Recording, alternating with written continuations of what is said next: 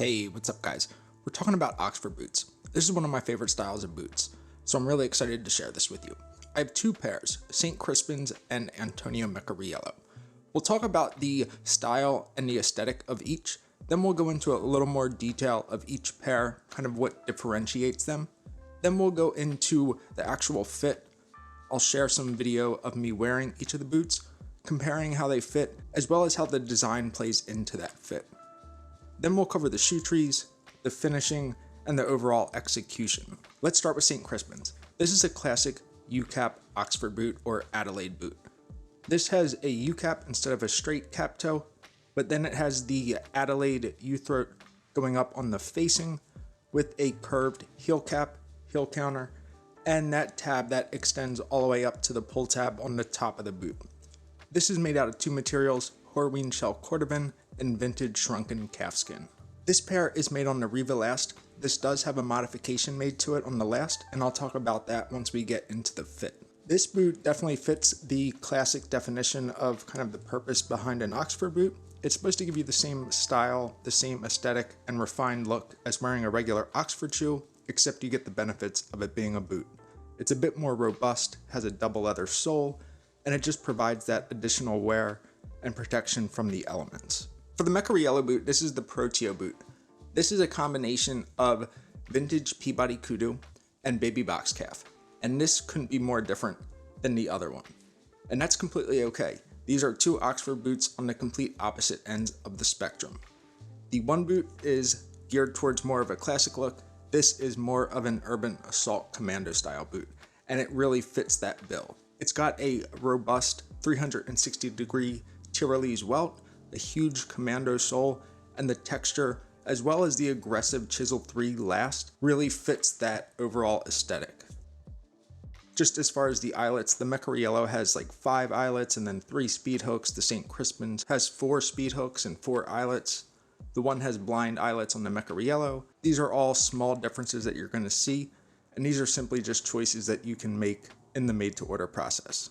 Getting into the more important details of the fit. Both of these are modified stock last, which means that we started with a stock last size and then we just made small adjustments to get the fit as perfect as possible.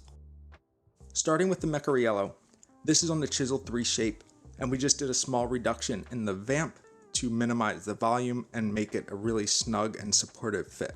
One of the most important details with a boot is how well designed the shaft is. When you wear a boot, you will notice that the forefoot is really going to feel like a shoe.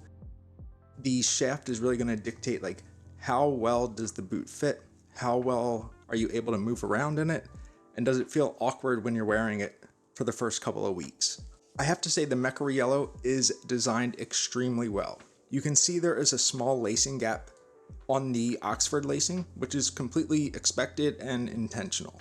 But up towards the speed hooks, you can see that the shaft of the boot is actually fully kind of supporting my ankle, but there's still some wiggle room there, and it really allows for that increased mobility, and it makes for a much more comfortable boot.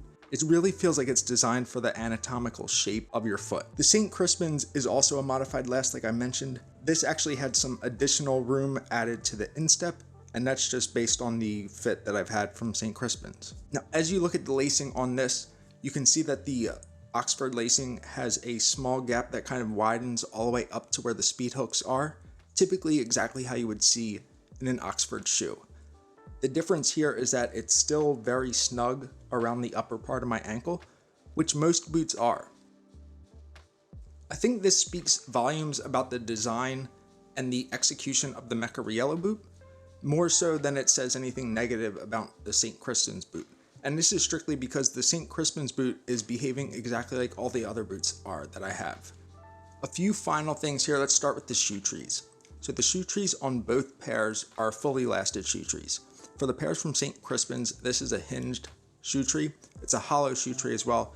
This is always what St. Crispin's provides, and I love them. Now, full disclosure, I did have to have this pair of shoe trees remade. The first pair didn't fit very well, but this pair fits perfectly. As you can see, it is a very snug fit throughout the entire shoe. It has a very snug fit in the forefoot, in the vamp, even in the heel, and it does exactly what it's supposed to.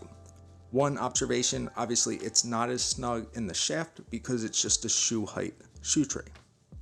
The shoe tree on the Meccariello, on the other hand, this is a boot shoe tree. Now this is a springed shoe tree instead of a hinged one, but there's not much of a difference in my eyes when it comes to kind of serving what the purpose is.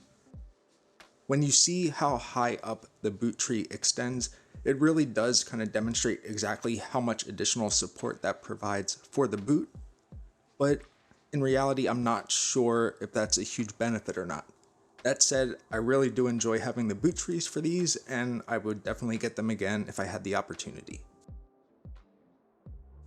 Let's finish with the overall finishing and the execution of each pair. This is what you should expect from St. Crispin's when it comes to the finishing.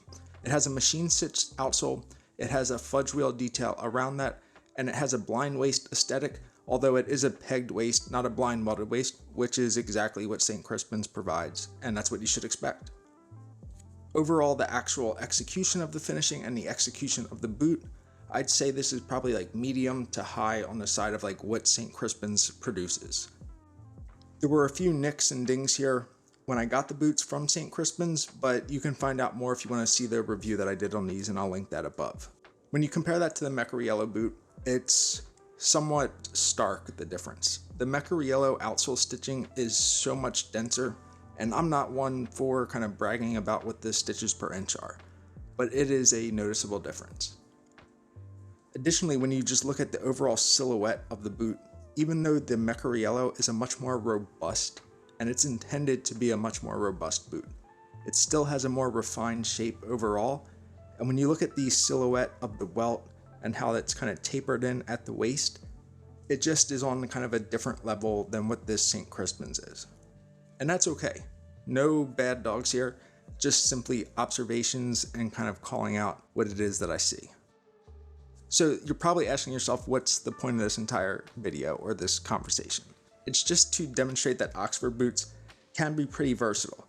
You can have one on a much more robust side of the spectrum, as well as one on the classic side of the spectrum, and it's perfectly okay. And I would encourage more folks to get involved and look for an Oxford boot because I think you'll enjoy it. Let me know if you have any questions, and let me know what your thoughts are on Oxford boots. They're definitely not that popular in the grand scheme of the boot community, but it's one of my favorite styles of boots, and I'd love to see more people wearing them. Hope you all enjoyed this. Hope you found it informational or just entertaining, whatever. If you did, please like, drop a comment in there like I had asked, and subscribe and turn on your notifications, and you'll be the first to find out about an upcoming video. Thanks, and we'll see you next time.